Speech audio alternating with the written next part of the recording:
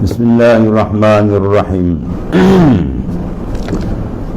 Qala mu'alif qadasallahu sirrah wa yajma'u ma'ani hadhihi al-aqaid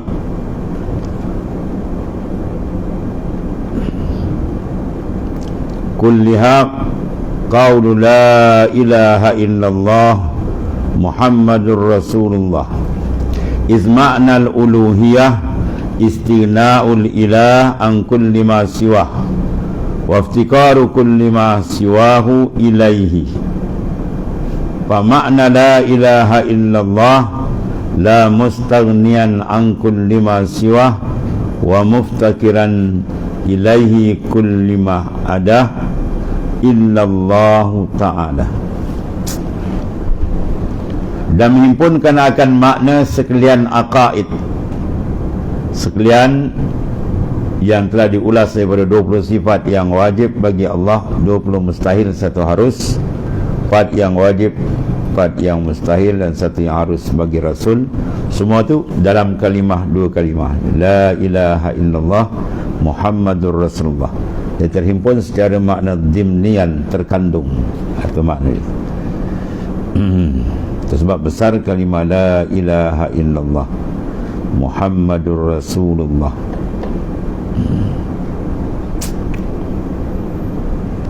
Allah. Dan menghimpunkan makna terkandung akan makna tu, ya, tengok tu makna tu, dia arti lain makna tu. Sekalian aqaid yang kita bahas dulu, sifat-sifat Allah Ta'ala dan sifat Rasul, semua tu dia menghimpun kata mana oleh perkataan lafaz la ilaha illallah Muhammadur Rasulullah. Dia masuk tu. Sebab apa? Kerana makna ketuhanan itu 2 makna. Kaya Tuhan dari tiap-tiap yang lain daripada ini, 1 makna. Istighna ila an kulli ma siwa. Kaya apa makna? Kaya bukan makna kaya yang dipaham oleh kaya kita makhluk ni, bukan. Kaya kita ni bukan dikendaki sini, itu kaya tak ada makna. Kaya banyak harta tak ada makna. Kaya maknanya apa? Hebat tu benda semua tak ada, harta, pangkat, jawatan tak ada makna. Sebab apa? Sebab semua tu berhajat. Bila berhajat bukan kaya, ya, sebab insan, makhluk semua berhajat. Yang kaya sebenar ialah dia tidak berhajat, dia tidak memerlukan, dia tidak bersandar, ya, dia tidak bergayut kepada sesiapa pun. Itu kaya sebenar. Maka mana ada makhluk yang dapat martabat ini? Tak ada. Sebab nama dia pun makhluk. Apa makna makhluk? Yang berhajat kepada pencipta. Makhluk mana? Allazi khuliqah, yang dijadikan. Dia yang dijadi mana dia sendiri asal tak ada. Jadi dia berhajat kepada sani', kepada fa'il, pada mujid. Bila berhajat, makna itu bukan kaya. Yang kaya sebenarnya tak berhajat, bahkan dia tempat berhajat. Jadi tidak ada yang kaya, ya, melainkan dia. Mana tidak ada zat yang berhajat, ya, yang mana selain daripada makhluk semua berhajat. Tidak ada zat yang dia tidak berhajat pada siapa. Itu makna dia kaya. 1 makna, dia tidak berhajat kepada yang lain. Sebaliknya, dan berkendak tiap-tiap barang yang lain kepadanya. Ya, sebaliknya, tiap-tiap yang lain semua berkendak kepada dia, semua berhajat kepada dia, semua terikat kepada dia. Itulah makna sebenar, makna al-ilah. Ya, jadi bila kita nafi la ilaha, tiada Tuhan, terus kita faham mana tidak ada zat yang dia terkaya dari yang lain, dia tidak perlu pada orang lain. 1 makna. Dan yang lain semua terikat dengan dia, tak ada macam ni illallah, melainkan Allah, ya. Mana Allah lah tempat kumpulan segala-gala, dan dia tidak berhajat kepada yang lain, bahkan yang lain berhajat kepada dia. Itu maksudnya. Itu sebab tinggi makna kalimah la ilaha illallah, ya, makna tu. Jadi bila kita asak dengan zikirnya, kita nampak bahawa semua terikat dengan dia, ya, semua bergantung dengan dia, berhajat oleh tiap-tiap yang lain kepada dia. Bahawa kita nampak fa'il sebenar ialah Allah Ta'ala. Maka fa'il yang sebenar, taraf wujud dia apa? Hakiki ataupun mutlak. maka hakiki yang mutlak itulah wujud sebenar. Maka yang lain hakikat wujud di bayangan saja. Sebab kata tadi mawujud sebenar melainkan Allah Ta'ala. Itu bagi pada makna itu.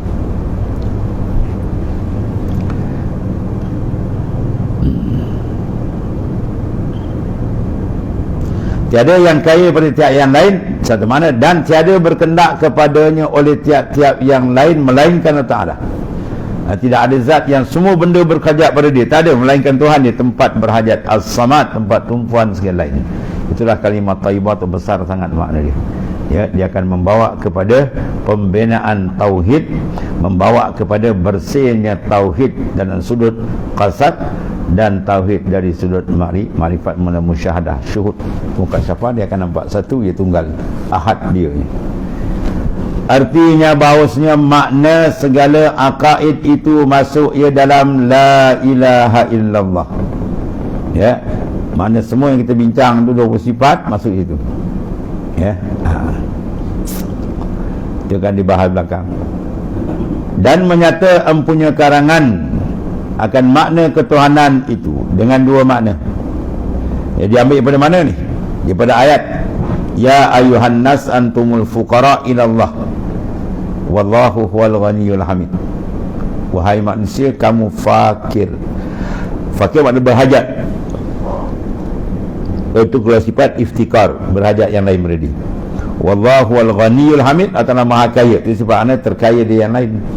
Mana disebut Tuhan mesti dia terkaya dari yang lain, mana dia tak berhajat pada siapa. Dan sebaliknya yang lain mesti terikat dengan dia. Kalau ada benda lain terlepas dia, itu batal makna ketuhanan.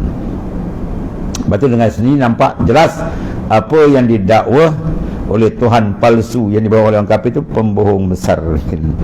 Ya, dia buat benda tu, dia ukir yang kayu, yang diukir batu dipahat ni pergi sembah. Itu bukan Tuhan, itu makhluk.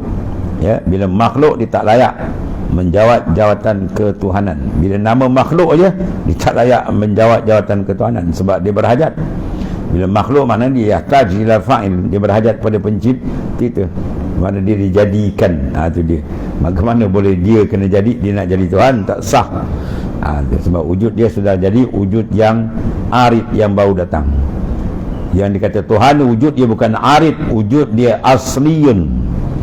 Asal wujud dia asal, tak ada, dia bukan tak pernah kata dia tak ada, tak ada pun. Wujud kita ni baru datang, sebab tu kita ada tarik suap beranak. Asal kita tak ada, kemudian baru timbul dengan izin Allah, dengan kurnia dia.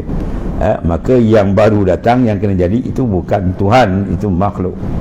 Ya, Tuhan mesti taraf dia ialah dia Khaliq al-Hakiki, pencipta yang sebenarnya. Sebab tu salah soalan lagi soalan bodoh kalau orang tanya siapa jadikan Tuhan. Kata siapa jadi Tuhan tu soalan paling bodoh dia panggil. Kau sebut Tuhan, kau boleh tanya siapa jadi. Bila kena jadi bukan Tuhan. Ya, siapa jadikan Tuhan? Dia kata Tuhan, lepas tu siapa jadikan Tuhan? Itu soalan gila. Ya, kalau kena jadi itu bukan Tuhan. Bila kena jadi bermakna dia berhajat pada pencipta, batal makna ketuhanan. Ya, tu habis.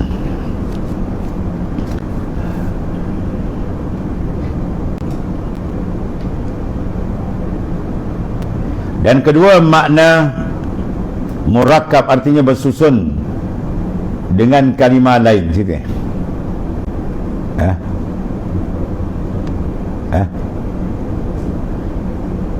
Kau ni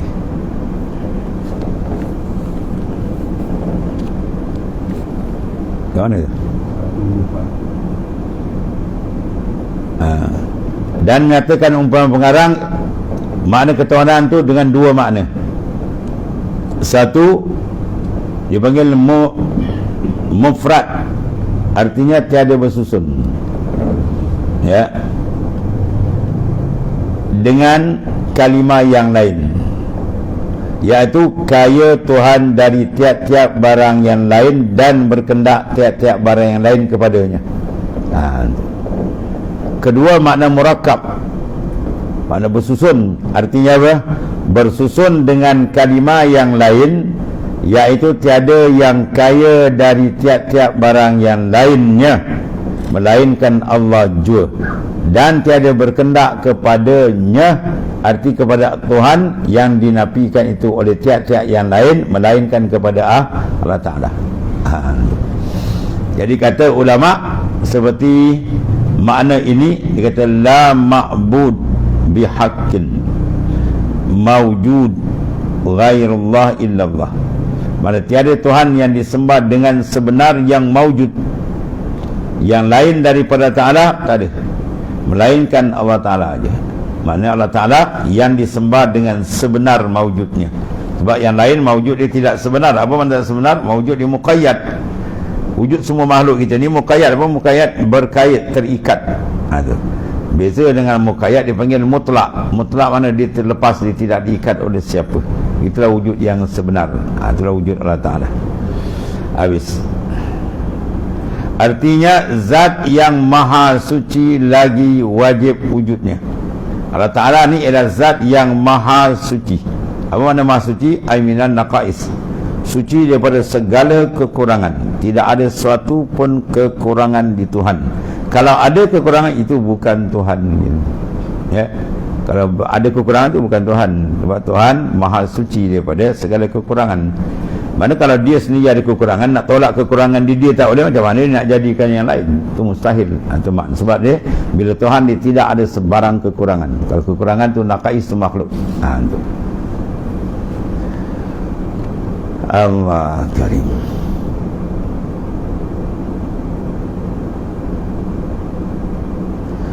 Kemudian lagi pula wajib wujudnya.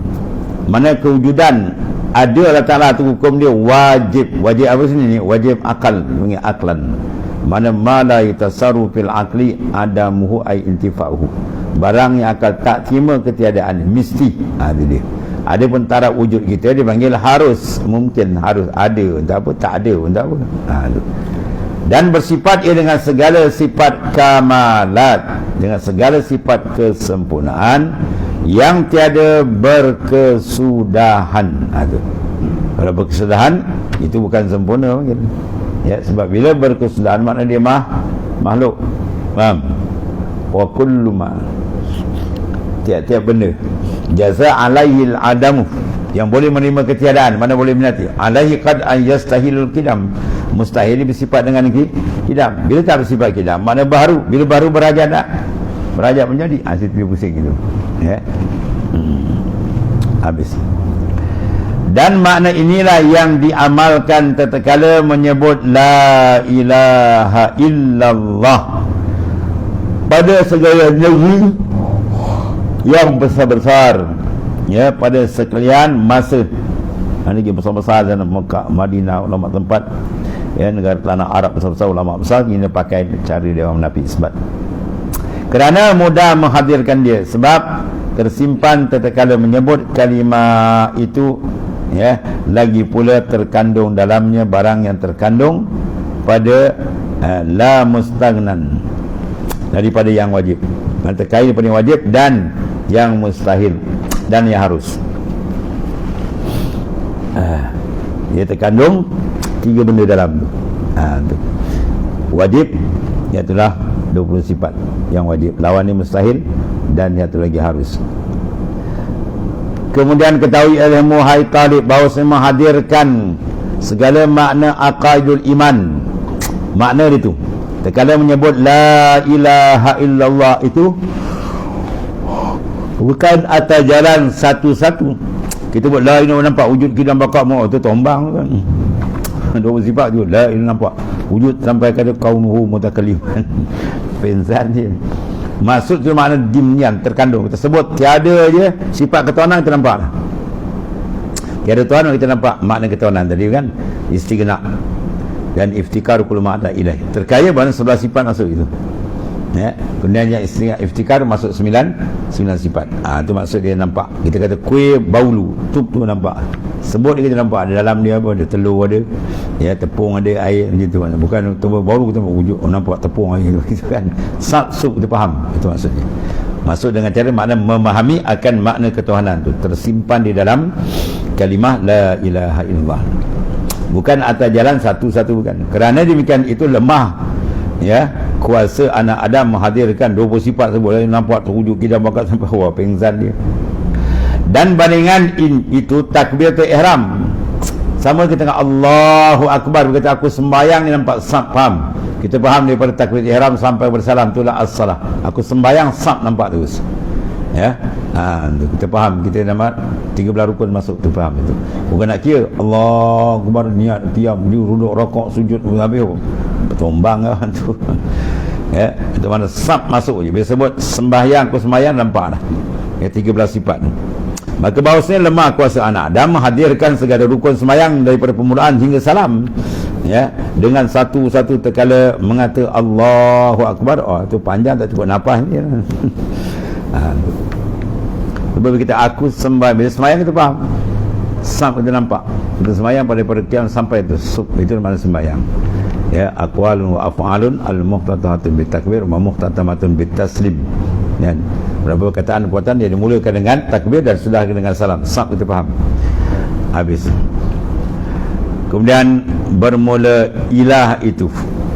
Kalimah ilah, la ilah. Apa makna ilah? Itu Tuhan satu lagi tu.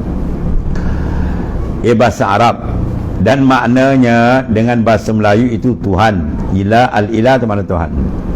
Dan madlulnya itu zat. Kalimah tu la ilah, tiada Tuhan.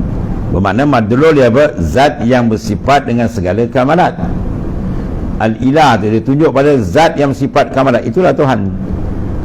Tu. Adapun patung berhala tu tak pakai, itu tak payah napi, dia bukan Tuhan lah. Dia makhluk. Ada orang napi lain, orang napikan napi. Cari Tuhan mana napi ke toko, napi bal. Tak ayat tu tak payah napi. Buat apa nak pergi napi, bukan Tuhan itu. Ya. Jadi kita nafikan adanya sifat ketuhanan kepada yang lain, kita nafikan. Maka dipakaikan pada mustagnan, pada yang terkaya, ataupun dipanggil yang makbud, yang disembah ialah misi taraf dia terkaya. Kalau dia tidak terkaya, mana dia terikat dengan lain, itu bukan Tuhan, itu tak layak disembah makhluk. Yang layak disembah ialah yang terlepas, terkaya mana terlepas, dia tidak terhajat, tidak terikat dengan sesiapa pun. Itulah kedahsyatannya kebesaran Allah yang Maha Agung. Adapun makhluk semua terikat, ya. Terikat dengan siapa? Dengan dia. Nah, ada dia semua siap, tasis iradat dah siap dah. Hidup mati kita pun dengan semua dah siap. Dan makna makbud itu adalah zat yang bersifat disembah. Mana layak disembah. Bila layak disembah mesti apa? Mesti dia ada sifat ketuhanan. Dia pergi situ jugalah maknanya. Ada pun tak ada sifat ketuhanan, tak layak disembah maknanya. Ya. Maka segala disembah oleh orang kafir tak sebenar, karut, sebab tak ada sifat ketuhanan kat dia. Bahkan tanya dia makna ketuhanan boleh tak tahu. Ini latuk dia kata orang sembah, buat sembah lah dia kata kan. Inilah ahli nahu yang membicarakan akan ilmu Arab. Lepas tu ya Allah. Dan lepas itu dalam kalam Arab, ya. Ada pun kata ulama, orang yang mendakwa dirinya alim mengatakan ia bahawa al-ilah itu bukan maknanya Tuhan dengan bahasa Melayu, dan hanya senya al-ilah itu yang kaya. Maka jangan engkau hirau bercara tu, engkau itu Tuhan, bukan. La ilah tu mana tiada yang kaya, itu makna dia. Terjemah ada tadi, tiada Tuhan. Dan jangan engkau dengarkan katanya, kerana ia tiada mengetahui bahasa Arab dan tiada bahasa Melayu. Bahasa Melayu tak erti, kerana arti yang kaya itu dengan bahasa Melayu itu ialah zat, ya. Dan arti kaya itu ialah sifat, ya. Kaya itulah sifat. Maka kembali bercara yang dahulu juga, dan betapa ia menyalahi. Maka jadilah ia berkata dengan tiada mengetahui, ya. Mana yang kaya itu sifat, dan kita nafikan zat yang bersifat. Tiada yang bersifat. Bila yang bersifat itu mana zat yang bersifat, bang. Yang sifat ketuhanan tak ada, melainkan dia, Allah Ta'ala, ya. Dan inilah pada sebenar-benar ajaib pada mendakwa dirinya alim subhanahu wa ta'ala, ya. Untuk orang yang mengetahui dirinya. Itu dia antara apa? Sikit perbahasan ni. Kemudian ketahui ilmu, hai talib, bahawa orang yang alim yang mengamalkan ilmunya lagi tulus ikhlas, terlebih martabatnya pada Allah Subhanahu wa taala. Dan ketahui ilmu, wallahu a'lam.